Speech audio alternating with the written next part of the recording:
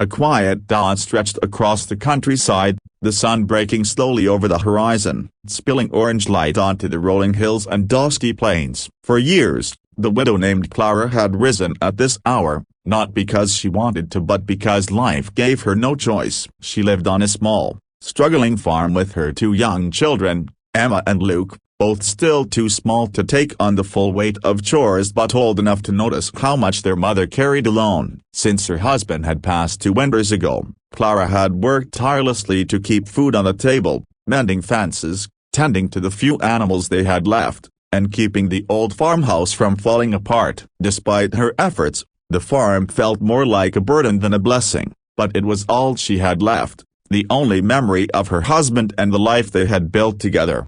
That morning, as Clara milked the lone cow in the creaky barn, she thought of the day ahead. Emma had school lessons to catch up on, Luke had promised to help her gather kindling, and Clara herself needed to walk into town to barter some eggs for flour. Life was predictable, hard, and unyielding, but she clung to it with determination. Her heart often ached at night, but in the light of day, she kept her chin high for the sake of her children. The sound of giggles pulled her from her thoughts. Outside the barn, Emma and Luke chased each other across the yard, their laughter cutting through the crisp air. Clara allowed herself a smile. The farm might not be much, but the children's joy filled it with life. She was about to call them in for breakfast when she heard something strange. Low growls carried on the wind. Her smile faltered, and her head whipped toward the source. A large dog, its fur matted and frame lean from hunger, prowled from behind the fence, eyes fixed on her children. Clara's breath caught in her throat. Stray dogs sometimes wandered near the farm, but this one looked different, bigger, meaner, and clearly desperate. Panic surged as Emma and Luke froze mid-game, staring at the creature. Clara dropped the bucket, milk spilling into the dirt, and ran forward, her voice sharp and urgent as she called for the children to get inside. But the animal was faster, bounding across the yard with startling speed. Emma screamed, and Luke stumbled backward, nearly tripping over his own feet. Clara's heart hammered. She reached for a rake leaning against the barn wall, desperate to protect her children even if it meant throwing herself in front of the beast. But just as the dog lunged, something unexpected happened. It didn't sink its teeth into the children. Instead, it stopped short, standing between them and the open field. Its growls grew louder, but they weren't directed at Emma or Luke. Clara's eyes widened as she noticed shadows moving near the tree line. 2 men, strangers she had never seen before, crept along the edge of the property. One carried a rifle slung over his shoulder, the other a sack that seemed far too heavy to be empty. They weren't farmers or neighbors. Clara knew everyone for miles. Her stomach twisted. These men weren't here by accident. The dog barked furiously, its teeth bared and body stiff with defiance. The men paused, muttered to each other, and then slipped back into the trees, clearly unnerved by the animal's sudden protection of the children. Clara stood frozen, reek clutched in her trembling hands. She realized in that moment that the dog hadn't been attacking her children at all, it had been guarding them. Emma and Luke ran into her arms, sobbing and clinging tightly to her skirt. Clara knelt, holding them close, her own breath shaky with relief. When she finally dared to look again, the dog had backed away slightly, panting but watchful, its eyes darting between the family and the woods. For a long moment, Clara wasn't sure what to do. She had feared this animal only minutes before, but now it had proven itself an unlikely savior. "Easy there," she whispered softly, lowering the rake. The dog's ears twitched at her tone, though it didn't come closer. Clara noticed the limp in its back leg, the patches of fur missing, the ribs jutting beneath the skin. This wasn't a beast, it was a survivor, much like her. The next few days changed everything. The dog didn't leave the farm. It lingered near the barn or the porch, always watchful, as if it had appointed itself guardian of the widow and her children. At first, Clara resisted. She had little enough food for her family, let alone a stray animal, but when she saw Emma sneaking scraps of bread to it, and Luke giggling when it wagged its tail for the first time, she softened. The dog, once frightening, became a presence that made them feel safer. Life settled into a strange new rhythm. Clara still rose at dawn, still carried the burdens of the farm, but now she had an extra pair of eyes on her children. The doga whom Luke had named Rusty followed the children everywhere, whether they were gathering eggs, chasing each other in the fields, or fetching water from the well. Clara began to trust him more each day, though she often wondered where he had come from and why he had appeared at the exact moment they needed him most. Weeks later, the answer would come in a way she never expected. It was a stormy evening when the knock came at the door. Clara rarely had visitors, especially at night. She hesitated, pulling the children close before cautiously opening the door. Standing there, drenched and paled, was a man she didn't recognize. He wore a worn-out cowboy hat and boots caked with mud, and his hand clutched at his side where blood seeped through a torn shirt. His voice was weak but steady. "Ma'am," he rasped. "Yeah, broken bar, I need help." Clara's first instinct was fear. She had 2 children to protect, and this stranger looked like trouble. But as she studied him, she saw the desperation in his eyes, the way his body swayed as if he might collapse at any moment. Without another thought, she pulled him inside and laid him on the old couch. Emma fetched water, Luke brought clean clothes, and Clara pressed firmly on the wound to slow the bleeding. Rusty, who had been dozing near the fire, jumped up the moment the stranger entered. His growl filled the room, hackles raised, but then something strange happened again. The dog moved closer, sniffed the man, and then, almost as if recognizing him, settled down at his feet. Clara blinked in surprise but had no time to question it. The hours that followed were tense. Clara stitched the man's wound as best she could, hands shaking with inexperience, praying she wasn't making things worse. He barely spoke, only whispered his name and that he had been ambushed. Clara didn't press for details. Whoever he was clearly in danger, and by bringing him into her home, she might have put her family in danger too. Still, she couldn't let him die on her floor. When morning came, Cole was still alive, though weak. Clara prepared broth and insisted he rest. Over the next several days, he regained some strength, though he remained guarded about who had attacked him. It wasn't until Clara found Luke sitting at Cole's bedside,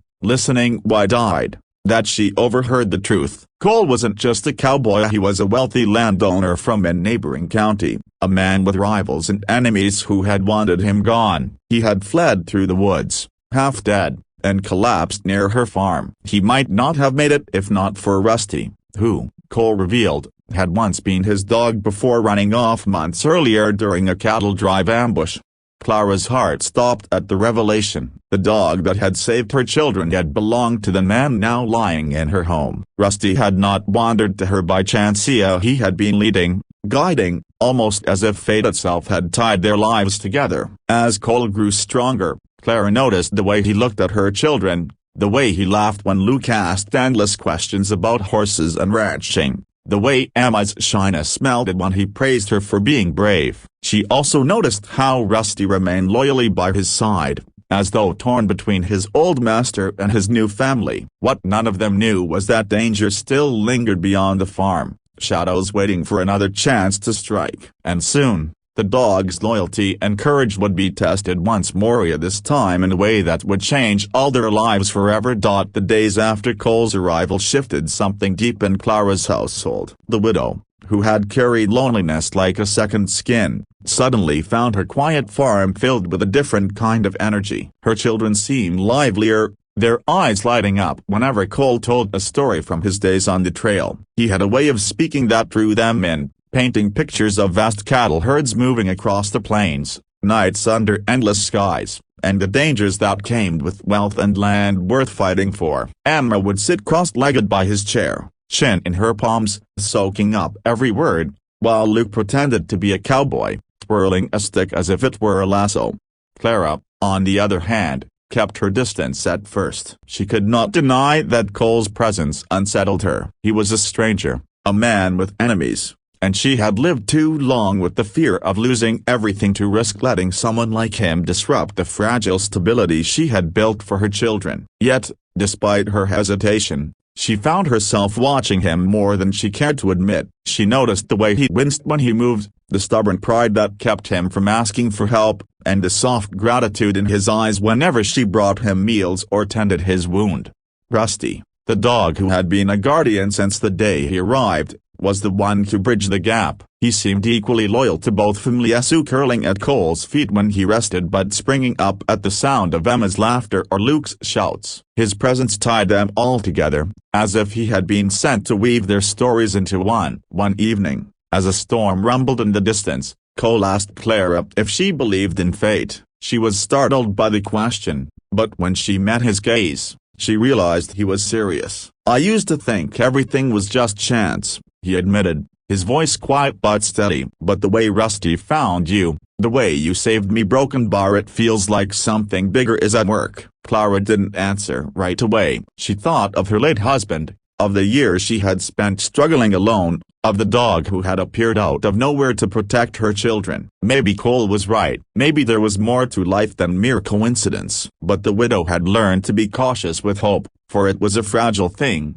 easily shattered. The next day, danger reminded them all just how fragile life could be. It began with a distant echo of hooves, faint at first but growing louder. Clara was in the kitchen when Rusty suddenly leapt up, barking furiously at the window. Cole, still weak but recovering, stiffened in his chair. He recognized that sound. The riders, more than one. His expression hardened as he reached for the revolver Clara had seen him clean the night before. "Take the children inside," he ordered sharply, his voice leaving no room for argument. Clara's pulse quickened. She gathered Emma and Luke, ushering them into the cellar beneath the floorboards, her heart pounding as their frightened eyes searched her face for reassurance she didn't feel. She shut the hatch, praying they would stay silent. Outside, the riders came into view, 3 rough-looking men, the same ones who had ambushed Cole before. Clara recognized one as the figure she had seen lurking near the tree line weeks earlier,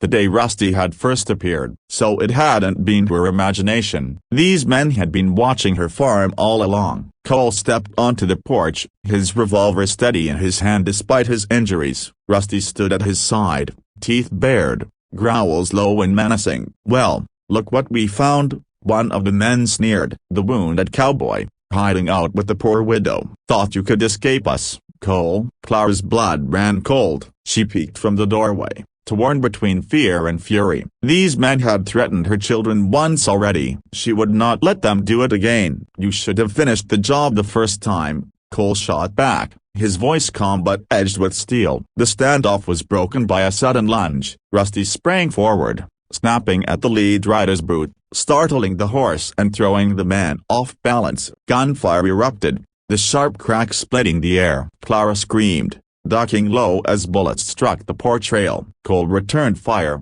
his shots precise despite his weakened state. One rider fell, clutching his shoulder, while the others cursed and scattered, firing wildly as they tried to regroup. In the chaos, Rusty darted between horses and men, his speed and ferocity forcing them off balance again and again. He wasn't just defending, he was fighting with everything he had. One man raised his rifle, aiming directly at Cole, but before he could fire, Rusty leapt, knocking the weapon aside. The shot rang into the air, harmless. Clara's heart pounded as she scrambled to grab the old shotgun her husband had left behind. Her hands shook, but when she saw one of the intruders advancing toward the house, she lifted the weapon and fired. The blast sent him sprawling, more from surprise than injury, but it was enough to drive him back. The fight felt like it lasted forever, though in truth it was only minutes. Finally, the surviving intruders fled, dragging their wounded with them, shouting threats that they'd be back. Dust settled over the yard, the echoes of gunfire fading into silence. Clara emerged from her hiding spot, her breath ragged, hands trembling as she clutched the shotgun. Cole lowered his revolver, his chest heaving, sweat and blood streaking his face. Rusty limped back to the porch, sides heaving, his fur streaked with dirt but his eyes still burning with loyalty. Emma and Luke burst from the cellar, tears streaming down their faces as they clung to their mother. Clara held them tight, her body shaking with relief. She glanced at Cole, who gave her a weary but grateful nod. They had survived, but it was clear this wasn't over. That night, as the children slept huddled together, Clara sat by the fire with Cole. The silence between them was heavy with unspoken fears. She knew now that his enemies would not stop until he was dead, and as long as he stayed, her family would be in danger. But sending him away felt impossible after all they had endured together. "You should go," she said softly, her eyes fixed on the flames. "They'll come back, and next time, we might not be so lucky." Cole studied her face, his expression unreadable. "If I leave, they'll think you helped me. They'll come for you anyway." Her heart clenched. She wanted to argue, to deny it, but deep down, she knew he was right. These men were ruthless, and her farm had become part of their battleground. "We'll face them," Cole said finally, his voice firm. Together, the days that followed were filled with preparation. Cole, though still healing, taught Clara how to shoot more accurately, how to position herself for defense. He showed Luke how to set simple traps near the fence line and praised Emma for her sharp eyes, teaching her to notice details most people overlooked. Rusty, ever vigilant, patrolled the perimeter, limping less as he healed, always alert for signs of danger. For the first time since her husband's death, Clara didn't feel entirely alone. The weight she carried seemed lighter, shared between her, Cole, and even the dog who had brought them together. When the intruders returned, as Cole predicted they would, the family was ready. The night was tense, filled with the crack of rifles and the barking of Rusty, but this time, the attackers were driven off decisively. The farm, though scarred, stood strong. In the aftermath, Cole made a promise: he would not let danger haunt Clara's doorstep forever. Once he fully recovered, he would deal with his enemies once and for all. But he also admitted something else, something that made Clara's heart skip. "When this is over," he said, his voice low but certain, "I don't want to ride away. I want to stay with you, with the children. If you'll have me." Tears filled Clara's eyes, not from fear this time but from the overwhelming sense of hope she hadn't felt in years. She thought of the lonely nights, the endless struggles, and then of the man before her, the children asleep in their beds, and the dog who had saved them all.